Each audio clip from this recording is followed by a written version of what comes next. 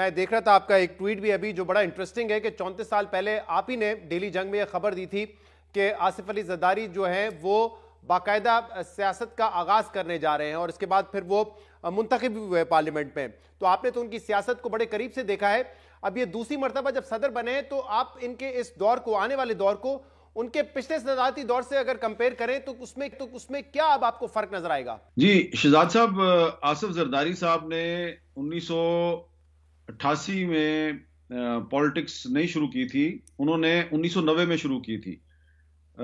जब बेनजीर भुट्टो साहबा 1988 में प्राइम मिनिस्टर बनी तो उस वक्त जरदारी साहब पॉलिटिक्स में नहीं थे और वो कोशिश करते थे कि पॉलिटिकल कंट्रोवर्सी से दूर रहें, लेकिन इसके बावजूद उनको मिस्टर 10% का खिताब दिया गया। और फिर जब 1990 में बेनजीर भुट्टो साहबा की हुकूमत खत्म हो गई और उन पर इल्जामात लगाए गए कि उन्होंने अपने खामद के साथ मिलकर बड़ी करप्शन की है, तो फिर उसके बाद फैसला हुआ कि अब आसिफ जरदारी साहब पॉलिटिक्स में आएंगे। और जब मैंने रोजनामा जंग में ये आर्टिकल लिखा था कि जरदारी साहब अब पॉलिटिक्स में आने वाले हैं, तो उसके बाद वो गिरफ्तार हुए थे, उससे पहले वो गिरफ्तार नहीं हुए थे।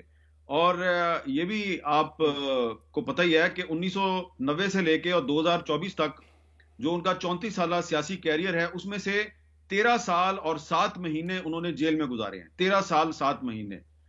और इसमें वो अरसा भी शामिल है जब पहली मर्तबा सदर बनने के बाद वो फारिग हो गए थे, तो उसके बाद फिर इमरान खान के दौर में भी उनको गिरफ्तार किया गया था। और उस गिरफ्तारी के दौरान जब एक दफा वो, क्योंकि एमएनए थे, तो वो असम्बली आए थे, कौमी असम्बली में आए थे, तो उनका मैंने इंटरव्यू किया, तो वो इमरान खान साहब के दौरे हुकूमत में वो इंटरव्यू रुकवा दिया गया था और कहा गया कि कोई भी अंडर ट्रायल मुलजिम जो है उसका इंटरव्यू नहीं हो सकता। बहरहाल आपने तो काफी उनकी सारी बैकग्राउंड बताई है, लेकिन एक जो ये जो आज इलेक्शन हुआ है, इस इलेक्शन के हवाले से मैं समझता हूं कि हमें कुछ पॉजिटिविटी जो है उसकी तरफ भी जाना चाहिए।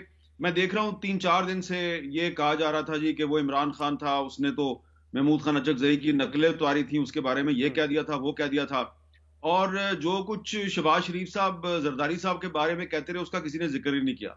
अच्छी बात है, अब हमें ना तो महमूद खान अचकजई के बारे में जो इमरान खान ने कहा उसकी तरफ जाना चाहिए और ना ही जरदारी साहब के बारे में जो शहबाज शरीफ ने कहा उसकी तरफ जाना चाहिए। देखें, 2-3 चीजें बड़ी इंपॉर्टेंट है, इंटरेस्टिंग है, पॉजिटिव है।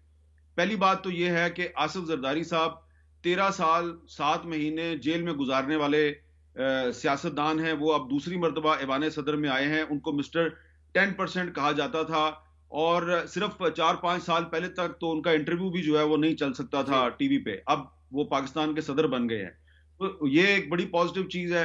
दूसरी पॉजिटिव चीज ये है कि महमूद खान अचकजई जो कि तहरीक इंसाफ के सदारती उम्मीदवार थे, उनको उनके अपने सूबे बलोचिस्तान से एक वोट भी नहीं मिला, लेकिन उनको गद्दार कहा जाता है, उनको पंजाब का दुश्मन कहा जाता है, लेकिन पंजाब असेंबली में उनको आज 100 के करीब वोट मिले, जो इलेक्टोरल वोटों की सूरत में 18 वोट बनते हैं। सही। और कौमी असेंबली और सेनेट से उनको 119 वोट मिले हैं। तो एक आदमी को मिस्टर 10% आप कहते थे, वो दूसरी दफा पाकिस्तान का सदर बन गया है।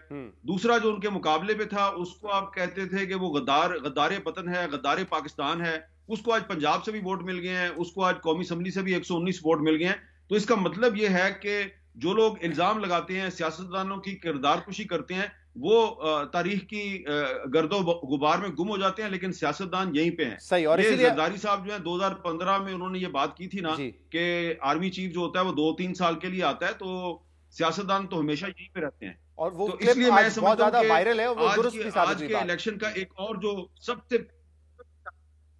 जो सबसे पॉजिटिव चीज है आज के इलेक्शन की, कि एक बहुत बड़ी जो एक सियासी डिवाइड थी कि 3-4 दिन पहले जो सुप्रीम कोर्ट ने सदारती रेफरेंस का फैसला किया और एतराफ किया कि जुल्फकार अली भुट्टो साहब के साथ नाइंसाफी हुई थी और अब कहा जा रहा है कि उनको कौमी शहीद करार दिया जाए। तो जिस शख्स ने उनको फांसी पे लगाया था, जनरल जियाउल हक, आज के सदारती इलेक्शन में उस जनरल जियाउल हक के बरखुरदार एजाजुल हक ने आसिफ जरदारी साहब को वोट डाला है। और मेरा ख्याल है कि इस पर हमें एजाजुल हक साहब जो है उन पर तनकीद नहीं करनी चाहिए, बल्कि उनकी तारीफ करनी चाहिए कि उन्होंने एक बहुत जो डिवाइड है वो खत्म